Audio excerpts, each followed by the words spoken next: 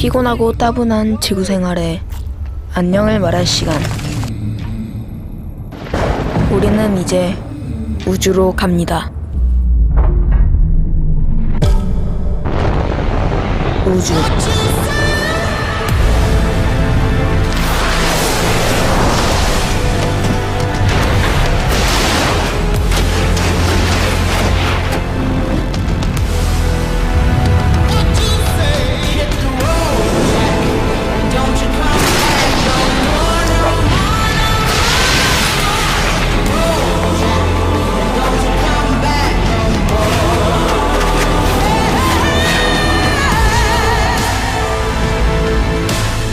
세상의 모든 구도, 우주에서 만나다. 우주? 모두의 구동 유니버스, T 우주.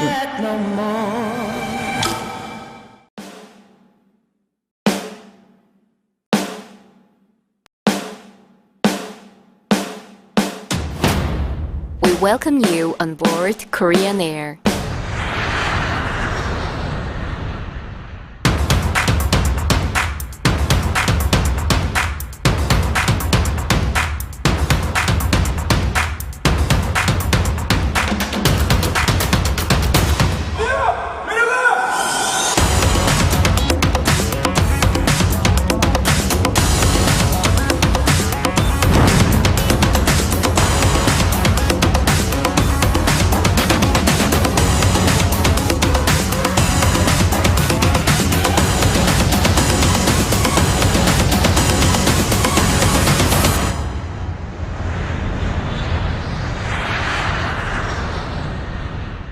Excellence in Flight, Korean Air.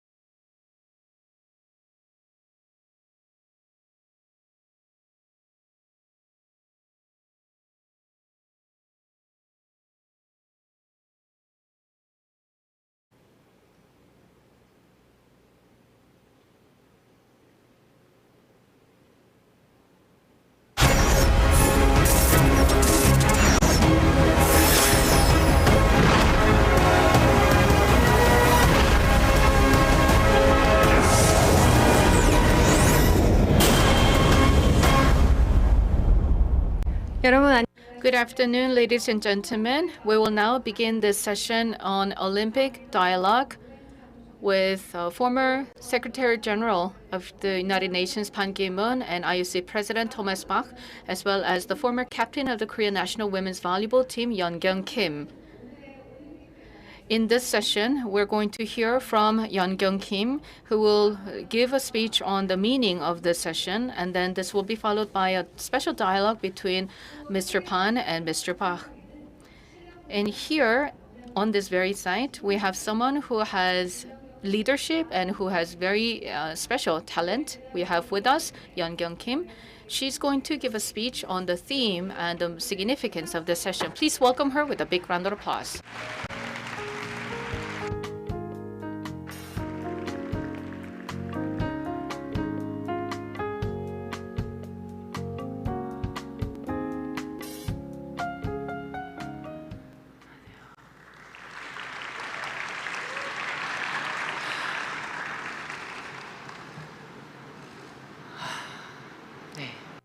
Yes.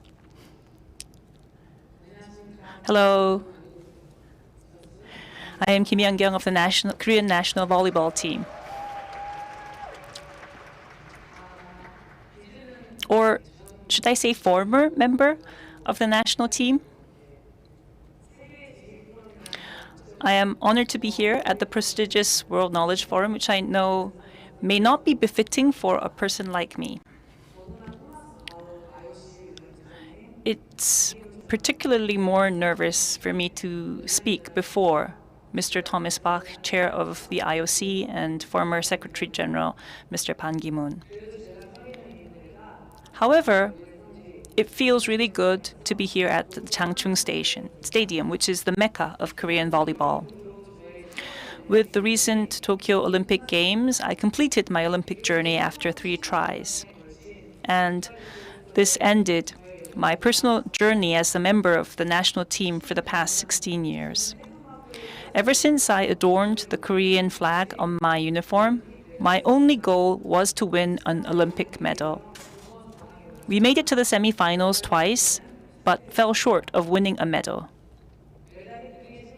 which is bad, but there are no regrets. For a long time, I thought that in sports, only the score mattered, that the score was what paid back. But the Olympics taught me that the process, the journey, matters just as much as the destination. After the Olympics were over, I saw a mental film of everything we did to prepare in my head. And each time that happened, it made me realize just how hard we prepared. With that much hard work, I was ready to take whatever came my way, no matter how bad the result, and was sure that there would be no regrets. I gave everything I could, and I was certain that I had done all I could, and even if I could turn the clock back, that was it. During the Olympic Games, the women's volleyball team received a lot of love, and I don't know how we can repay everyone for their good wishes, but I want you all to know that we could keep fighting through tough times thanks to you all. I thought about why the Korean public poured out their love and support. And I think it was because you, just like our team, also saw the journey rather than the destination. You saw how desperately we played to save the ball, how our eyes never wavered from the ball, and the camaraderie that we showed by encouraging each other through thick and thin. I guess all of this brought you joy and inspiration. After the games, I heard from many fans about how touched they were through our games, our play, and that alone gives me great joy and satisfaction. That is also the core of the sportsmanship that I learned and the Olympic spirit that I have learned through playing volleyball. do your best to achieve your goal, play fair and square. And whatever the result, just take it and accept it. They say that the younger generation like me are really interested in fairness and justice. And I think that is what became a part of me through sports, fairness and justice. In fairness and justice, I also think that the journey is more important than the destination. As a volleyball player, I am still in the midst of an ongoing journey. You may think that I was always talented, always in the spotlight, but that's not true. Until the first year of high school, I wasn't that tall for a volleyball player, and I was always on the bench. But because I once was that relatively short athlete, always sitting on the bench, I think that I am who I am today. Because I was on the bench all through middle school, I struggled with all I had to find my way. Every day I thought about what I had to do to become a player that my team would need. And I decided that I should find a position that fit me best and ace it in that position. And so I decided to work on my receiving and play a strong defense. As a small, skinny player, it was the most realistic goal that I could set. And all I could do then was train. So how hard did I work? Well, in middle school, my mother, who was worried about my future prospects, approached my coach. And this was what our coach said. Well, after morning training, we have lunch, and the kids have some time off. They've been training all morning from dawn, and they've just been fed, so naturally they're really tired. So that's when they all take a short nap. But even then, from the auditorium, you can hear someone throwing a ball around. If you go, it's always Young. With that much work, I'm sure she'll make something of herself. Well, back then, my goal was to practice until this ball feels like it's a part of my body. After all that training, I started to grow taller in the second year of high school. In the first year of high school, I was only 170 centimeters, but I shot up 22 centimeters in 2 years. The player, always on the bench, suddenly became the tall athlete playing offense. And thanks to all that hard work, my defense was also not too bad. If I had been tall throughout middle school and had been only in offense from the start, I would probably be a lousy athlete with no defense capabilities. I was always on the bench, but I didn't just sit around waiting for my time to come. I would watch and think to myself, oh, when the ball comes in this way, I should bend my arm that way. Oh, so when there's a vulnerability like that, there's nothing we could do. If the ball goes up that way and I don't want it blocked, I will have to throw it that way. As I was sitting on the bench, I continued to analyze and also did some image training. This kind of experience of me sitting on the bench became a huge asset because it helped me see the game, see how the game would play out. Now the successful Kim Young is capable, and she is standing here before you because she was that short athlete sitting on the bench. I'm known as a player with a wide vision, good at offense and defense, but that was not my goal from the beginning. All I did was do the best that I could in what I could. If I look back, I think I didn't despair over the things I couldn't do. I just thought of what I could do and tried to do it well. And then suddenly, when I grew taller, my height, which was once a minus for me, became one of my strengths, and I was able to do defense and offense at the same time and also see how the game would play. As a professional athlete, I have made a lot of accomplishments. I became Rookie of the Year and MVP in my first professional year. I took our team to victory. I also went abroad and became MVP there and also helped that team win as well. Our team never won an Olympic medal, but I was always also selected as Olympic MVP. All of this is an honor for me. But more than this, above all of this, I am proud that I kept my promise with my mom. Of course, there are times when I go through slumps, and I also went through severe injuries. Whenever something like that happened, I would go back to that time when I approached my mother and first told her that I wanted to become a volleyball player.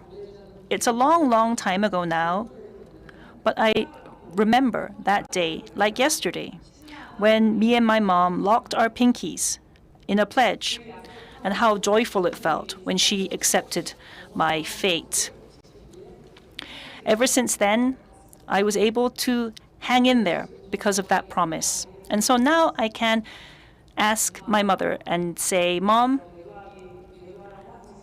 it's a good thing that you let me play.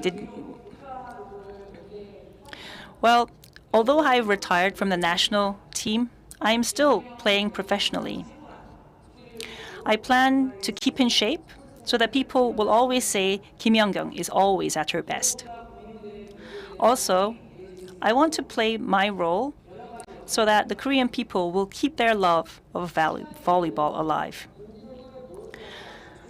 I haven't thought about what I will do after retirement, but there is no fear, because volleyball has taught me a lesson. Let's do this without regrets. Thank you.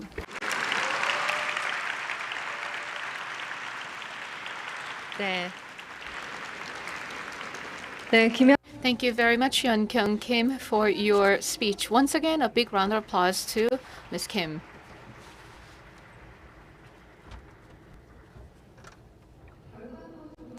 Results may be important, but the process and the journey is as important. Now, we will hear from President Pan, who was the former Secretary General of the UN, as well as President Bach of IOC.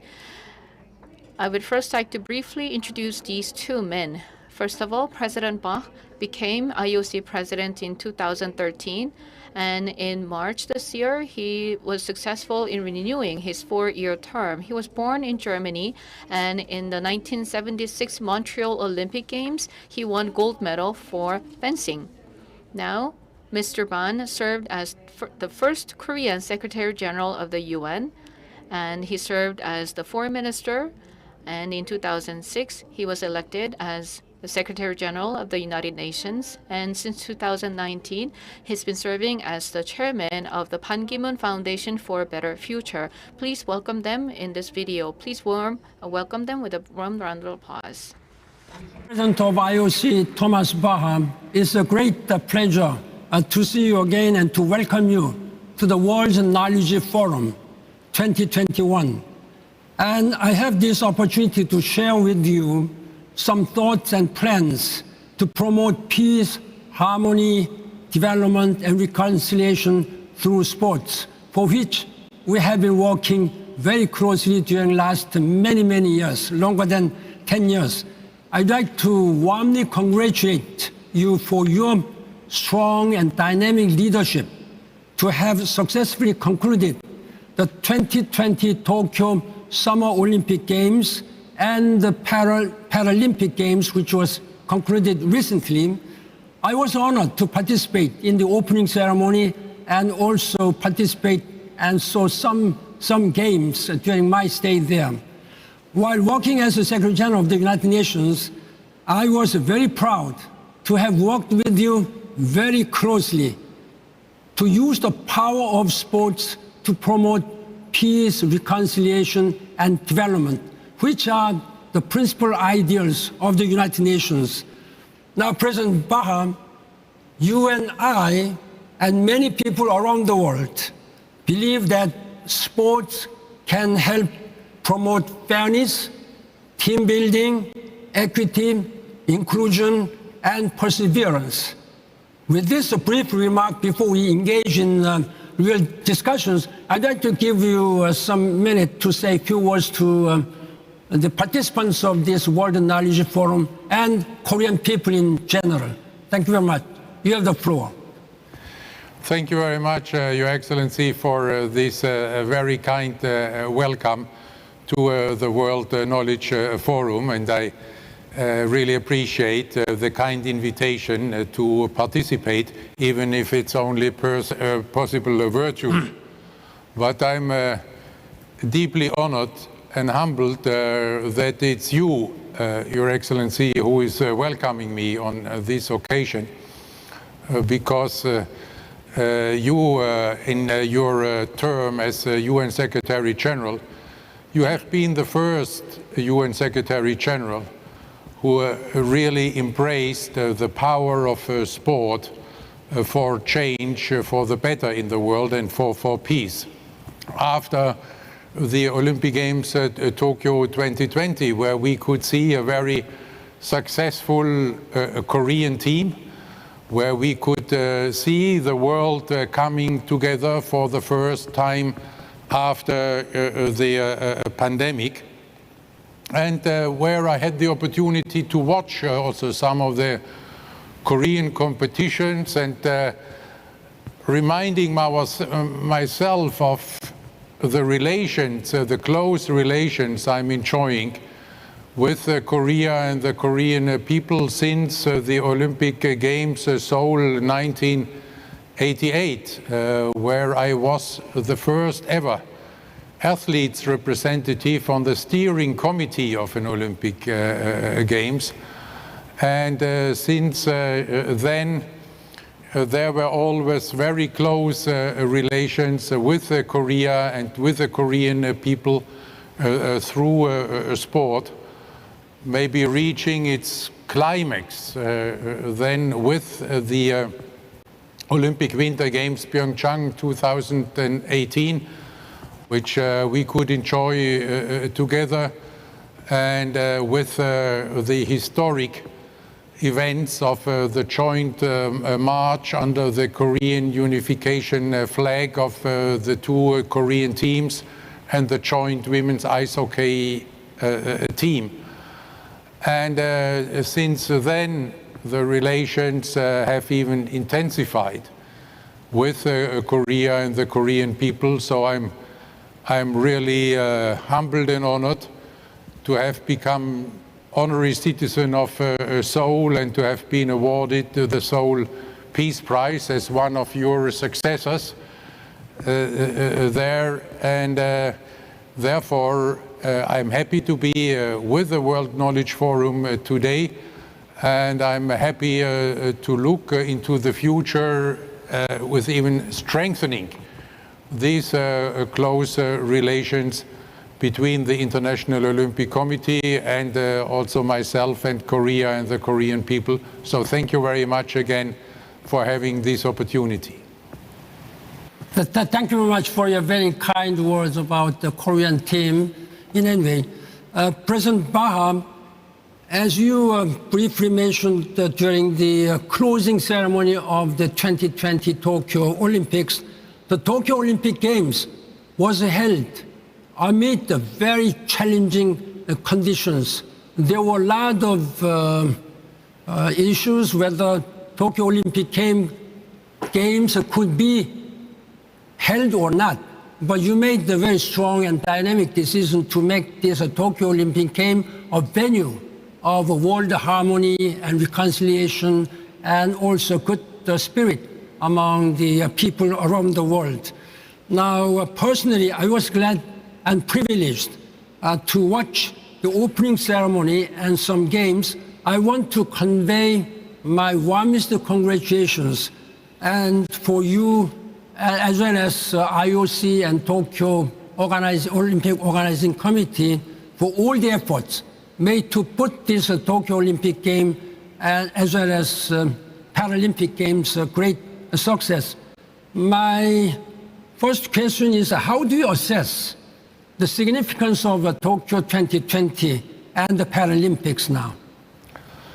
I think these Olympic and Paralympic Games have been Olympic Games of hope, solidarity and peace. And it was, as you have been mentioning, it was not easy to get there.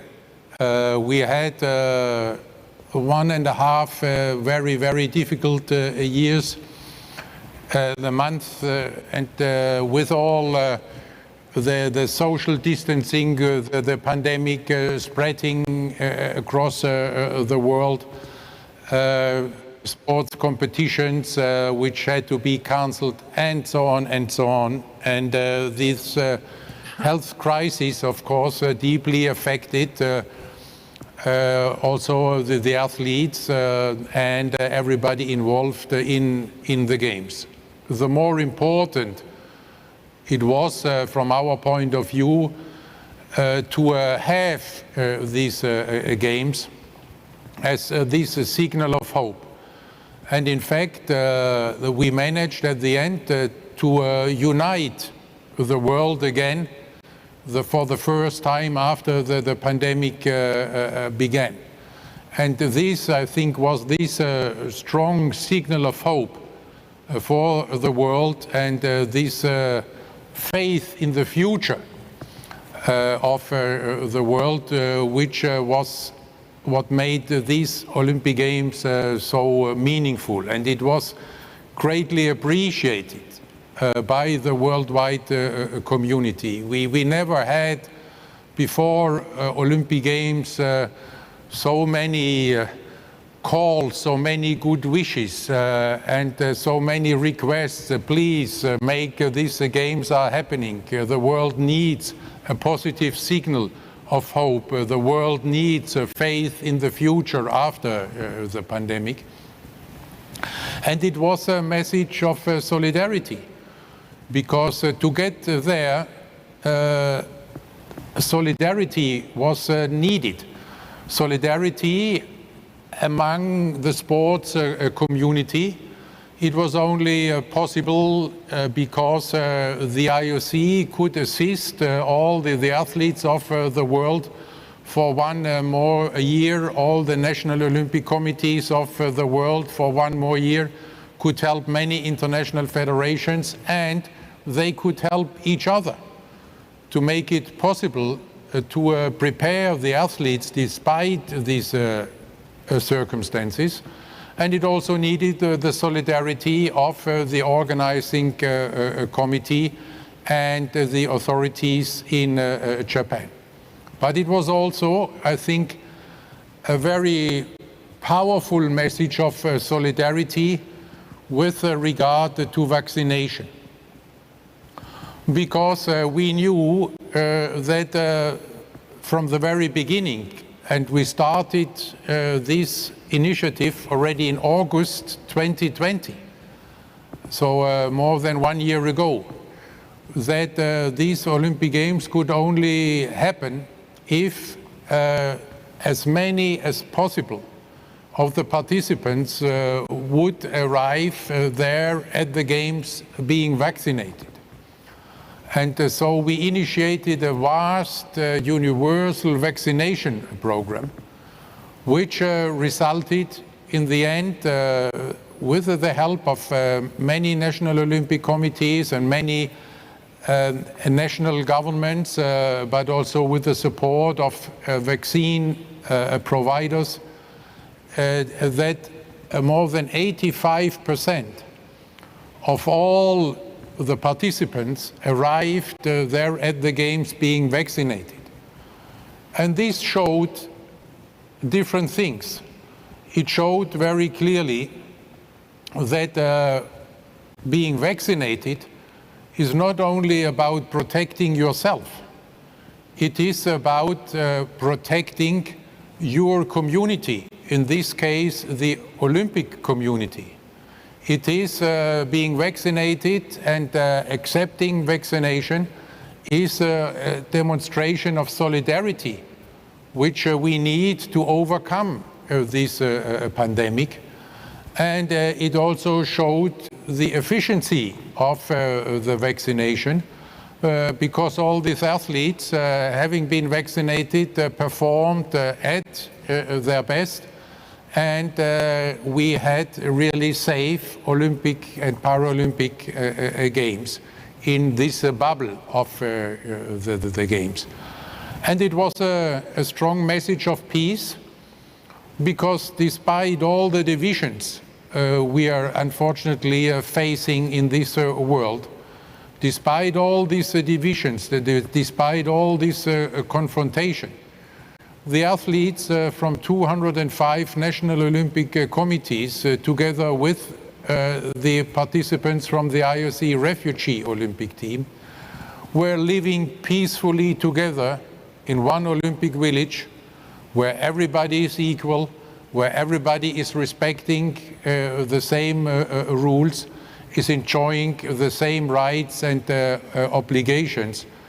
And this is a very strong symbol on how peaceful the world could look like if we would all respect the same rules, if we would all respect that we are all human beings, and that what is most important among these human beings is our unity in all the diversity we are embracing and enjoying.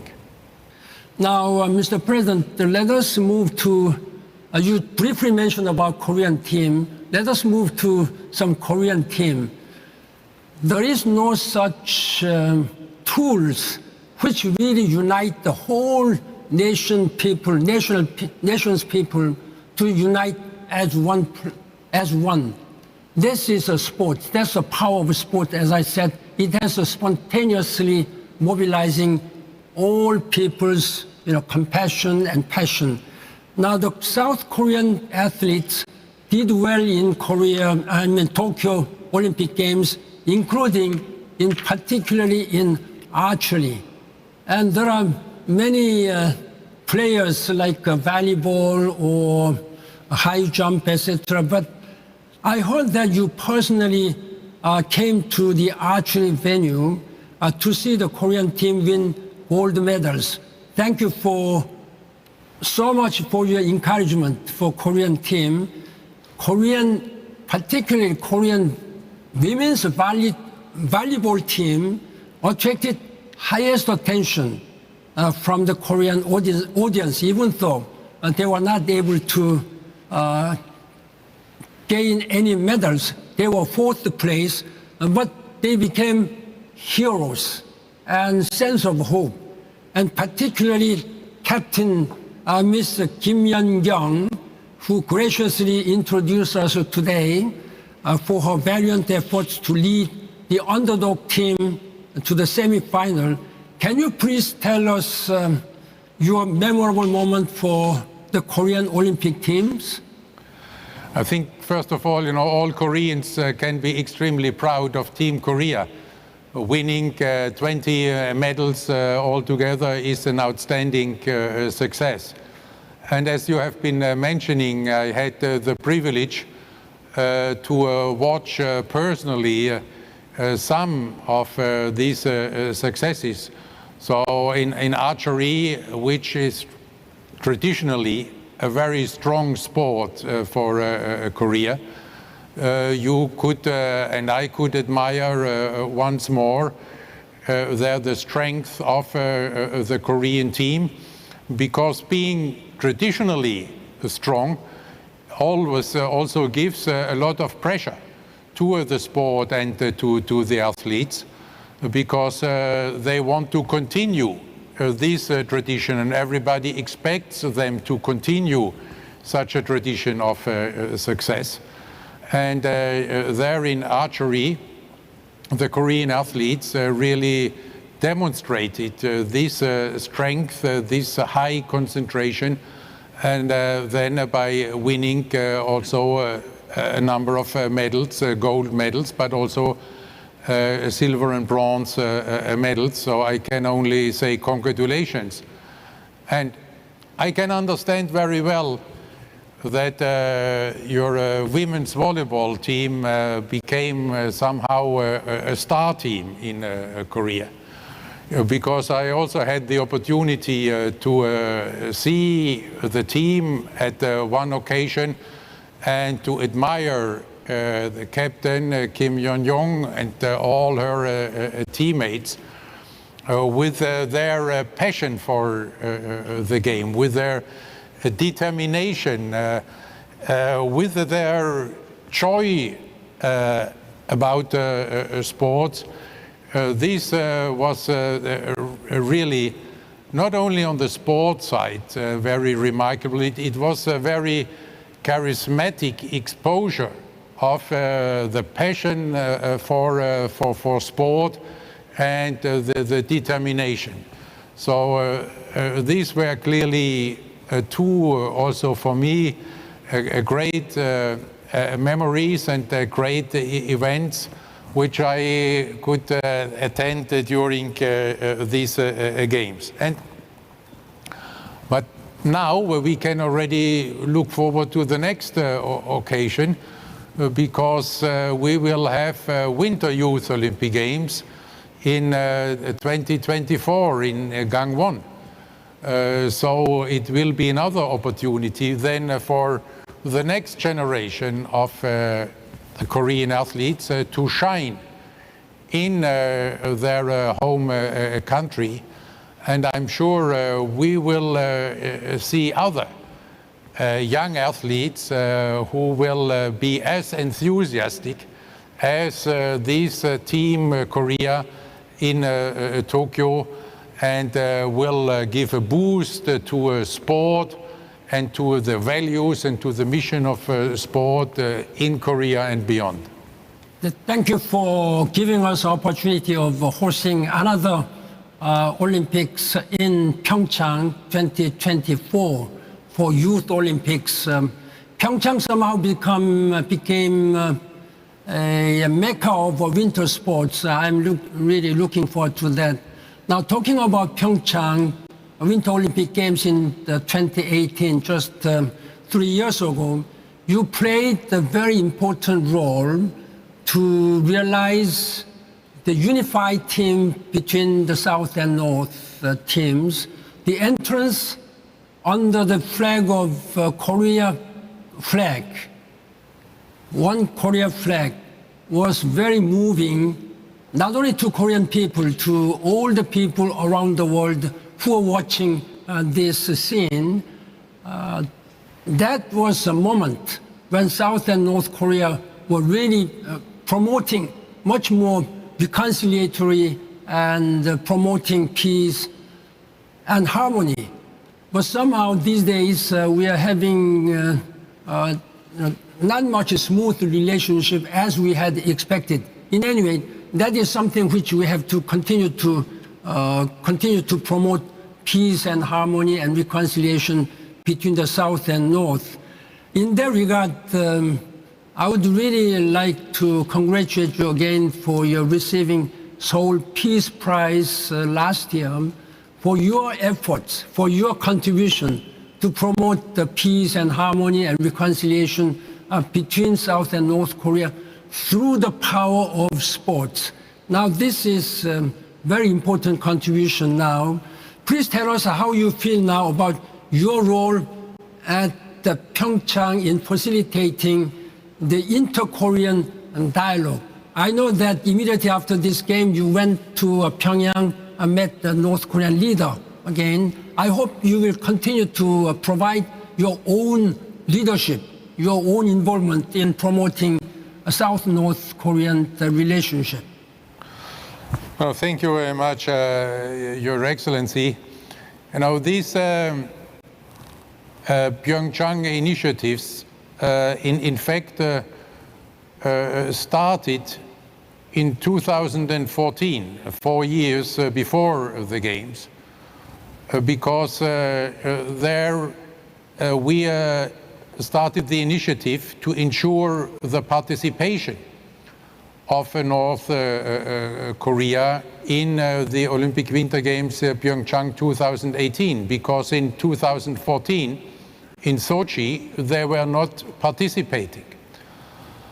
And these then turned out to become more and more significant. I don't want to go into the details, but it became more and more significant, giving the rising tensions in 2017 around North Korea. There we had missile tests, we had nuclear tests, we have threats of war and bombing. And there, this of course also affected the confidence in the holding of Olympic Winter Games in South Korea, very close to the border with North Korea. So the initiative to ensure the participation of North Korean athletes then was also very important in order to create confidence around for all the national Olympic committees of the world that they could safely participate in Pyeongchang, and that we could invite them to Pyeongchang. And this is why we then intensified these initiatives in the fall of 27. And there again, there you played, there and the United Nations played a very important role. Because then it was about the Olympic truce resolution in 2017 to unite the world in a message of truce and peace behind these Pyeongchang Olympic Winter Games. And only based on this, we could really, in good conscience, then tell the national Olympic committees, come with your athletes, you will be safe. The world community is protecting these Olympic Winter Games. And then we could do the next step with the joint participation in pretty, to say it very diplomatically, pretty difficult negotiations with all the stakeholders, and in particular their DPRK. And these negotiations lasted in the end until 4 hours before the opening ceremony of the Winter Games, and only then we could be finally sure that they would not only participate, but that we would also have this joint march and the joint women's team. It broke the ice, but this is, on the one hand, the mission of sport, but this is also the limitation of sport. Sport alone cannot create peace. We cannot prevent wars or conflicts. But what sport can do and has to do is to build bridges, to break the ice, to show that it's worthwhile to have a dialogue, that it's worthwhile negotiating, that it's worthwhile listening to each other, that it's worthwhile to find common ground and not to block everything only because it comes from one part of the world or from one country or wherever. That it's also always worthwhile and important to engage among and with people and to find common ground with people.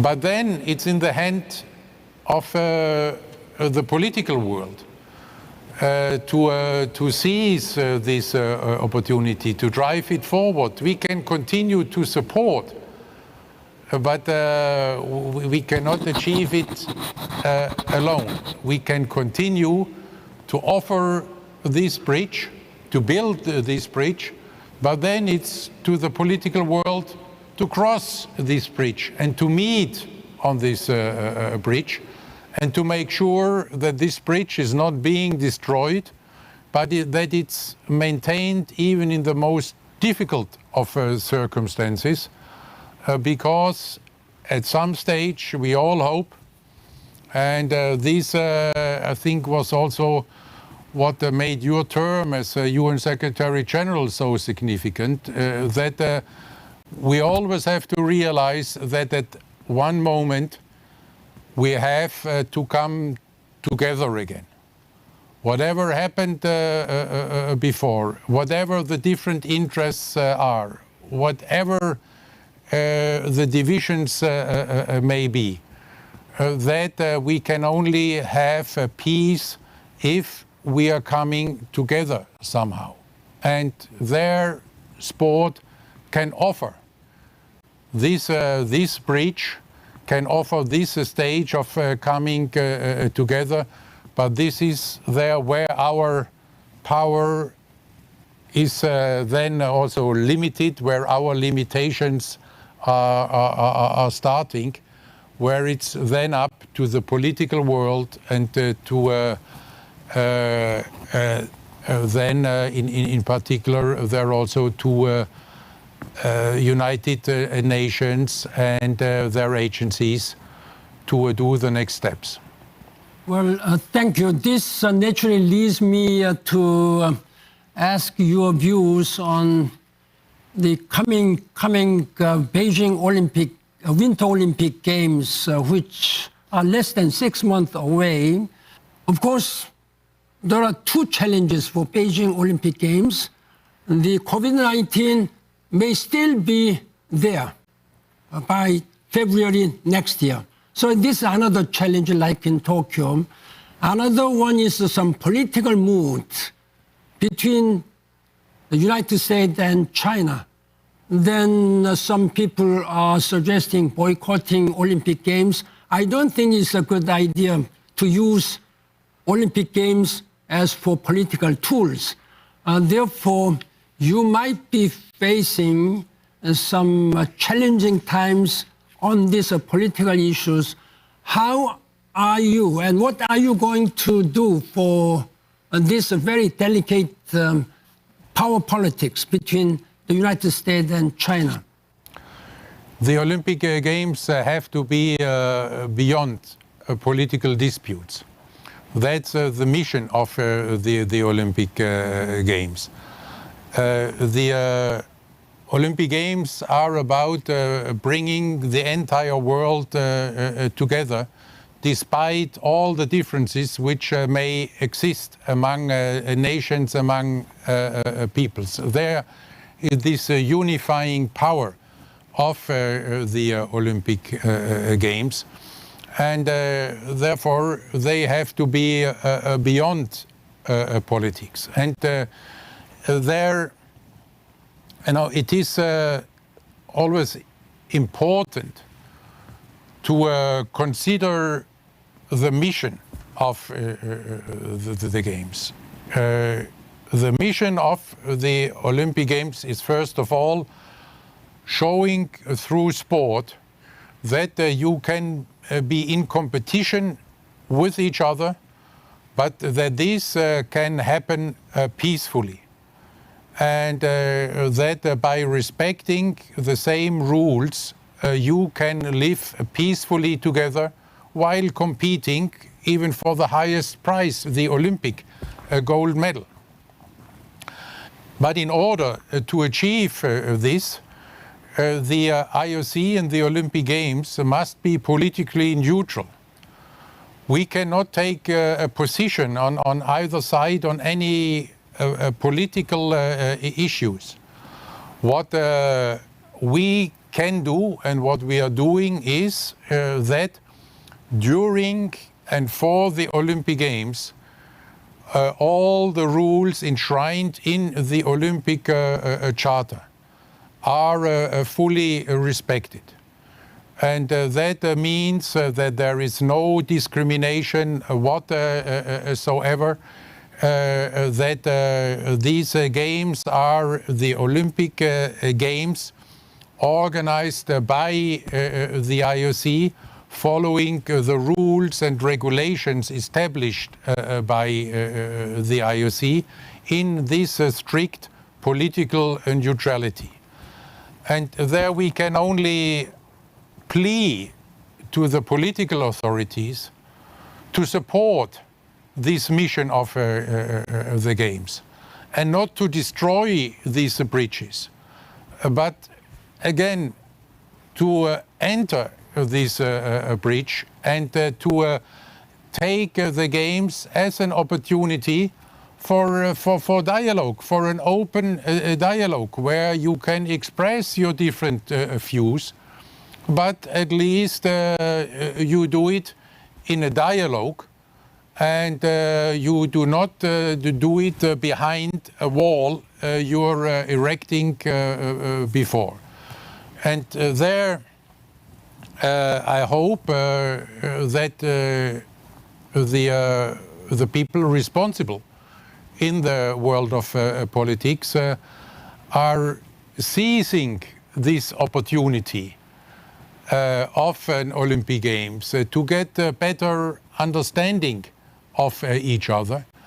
And in this highly divisive world, you know, there are always areas of competition between nations.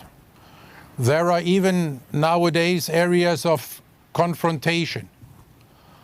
But also everybody agrees that there must be areas of cooperation, like in science or research, like in the fight against the climate change. And there, the Olympic Games must always be part of this cooperation and should and can never be part of the division, can never be part of the confrontation, because this is against their mission and would then really harm, if not destroy, this unifying power of the Olympic Games. So I hope that the political world will support these Olympic Games and all the following Olympic Games. It's not only about this one, it's about the concept of the Olympic Games. Mr. President, I'm sure that we have more agenda to discuss, and if time is allowed, but our time is very much limited now. So I'd like to close our discussions, but I'm sure that we'll have much more opportunity of engaging in dialogue with you. And I'd like to really thank you for your taking time, and I'd like to highly applaud your global leadership to promote peace, harmony, and friendship among the countries, among the people of the world through sports. This is what you and the IOC under your leadership and the United Nations during my time as a Secretary General have been working together to promote. So I am really hoping again that we work together to promote peace and harmony, reconciliation and friendship through sports, and I count on your continuing leadership. Thank you very much for this opportunity. I wish you all the best. Alles Gute, Herr President. Thank you very much. Thank you very much, Your Excellency, for your kind words, but even more for your great cooperation and for your great leadership, which you have been showing in your term as UN Secretary General, but which you are now showing as the chair of the IOC Ethics Commission, ensuring the credibility of the IOC, because without such credibility we would not be heard by the world community with all our efforts with regard to social change and peace. Therefore, my deep gratitude to you, and I'm really looking forward to continue this cooperation, and I say 감사합니다.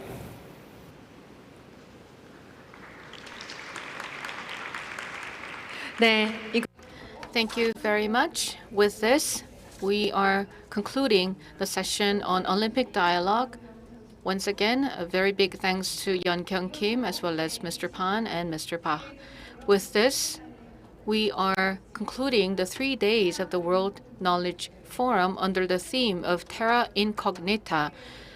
The scale of the participation was the largest in history, and we were able to learn a lot from excellent speakers and panel members. I look forward to being able to see you all in person next year. Thank you very much. I would like to make some housekeeping announcements. For those who are participating on the site, Yeon Kyung Kim will offer you some bread. You can pick up bread at the back of this hall. Thank you very much.